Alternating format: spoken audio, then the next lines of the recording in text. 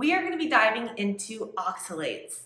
I'm going to be sharing with you what oxalates are, why eating a lot of plant foods could actually be causing health issues, and what to consume instead and how to prep your food to optimize your gut and hormone health. If you guys don't know me, I'm Elizabeth with ElizabethAylorFitness. I got my 4-year degree in kinesiology, CSCS, and I am a holistic nutritionist and a GAPS practitioner. Turn on those bell notifications. I got 3 new videos every single week, everything diving into hormones, training, nutrition, and optimizing your health. So what are oxalates? Oxalates are an anti-nutrient and they're found in a lot of healthy foods.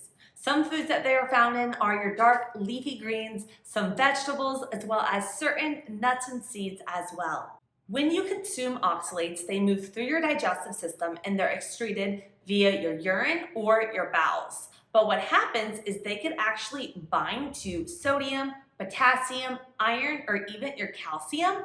And when they do bind, they create salts. The problem with oxalates is that they actually form crystals in the body and they accumulate over time. So a lot of the times you'll realize that, you may have been eating spinach for so long that all of a sudden later in life you're starting to get kidney stones, thyroid issues, and it's because these things could accumulate in our body over that time frame. Because they bind to calcium, when you consume them in excess, they can actually increase the crystals and lead to things like kidney stones. Also, depending on where they deposit, they can lead to a whole nother host of health issues such as muscle, joint pain, thyroid issues, bone issues like osteoporosis, the kidney stones, and even brain and digestive issues as well. So you may be asking yourself, do I need to cut oxalates out of my diet? Should I cut back? What should I switch them out for? We're gonna dive into that right now. Whether you should cut them out or follow a low oxalate diet really depends on the individual's health status. Some people with a lot of thyroid issues, a lot of digestive complaints, a lot of joint pain, inflammation, if they've been following a high oxalate diet for a while, going to a low oxalate diet or even cutting it out for a few months has been very beneficial in some cases. But it really, again, it depends on the individual and their current health status.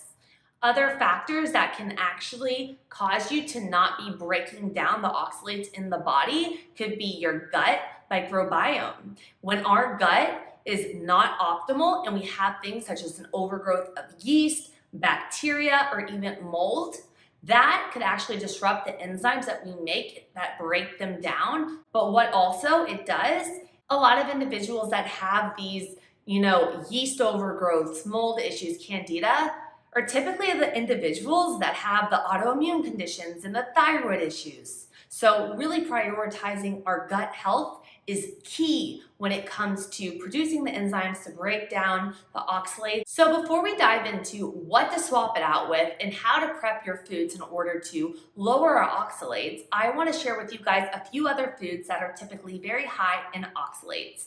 These include parsley, chard, potatoes, almonds, cashews, coffee, and even soy products, just to name a few. When following a lower oxalate diet, some foods I love to consume and swap out for are avocado, great source of potassium, fiber. Also, watercress is a great green leafy that we could switch out instead of doing that spinach, guys, which is so high in oxalates, like so high. And even you could do mustard greens. And those are just a few of my favorites. If you guys just type in on search low oxalate foods, there's tons of lists out there that have a breakdown of everything. So a big question I get is there a certain way to prepare your food in order to get rid of oxalates? And the truth is this.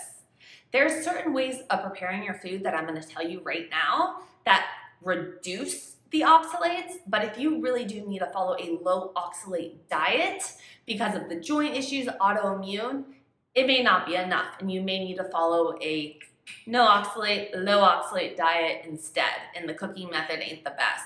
So here is the deal, guys. When cooking your food, if you are blanching it, boiling it, and steaming it, those are the best methods for reducing your oxalates. But here's the deal. You do not want to consume the water. You always want to dump the liquids because there's more oxalates left in that. So that's why I say it's better with your vegetables to blanch, boil, or steam them. versus making like a soup and consuming the broth as well, because the oxalates are left in that broth and that could be enough to aggravate that individual. I hope you guys enjoyed this deep dive into oxalates today.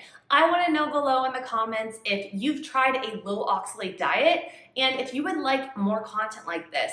There's so many different anti-nutrients out there and different things found in foods that a lot of individuals don't know can be causing underlying health issues. And I just want to share more education and information out there so that we could all learn different things and maybe find something that helps us, or maybe an underlying root cause that we haven't thought of before. So comment below and let me know. Also, if you guys have any questions, feel free to drop them in the comments below. I do go and I answer all of the questions throughout the week for you. I hope you guys have an incredible rest of your Sunday, and I will see you tomorrow for our Monday Night Live. Love you.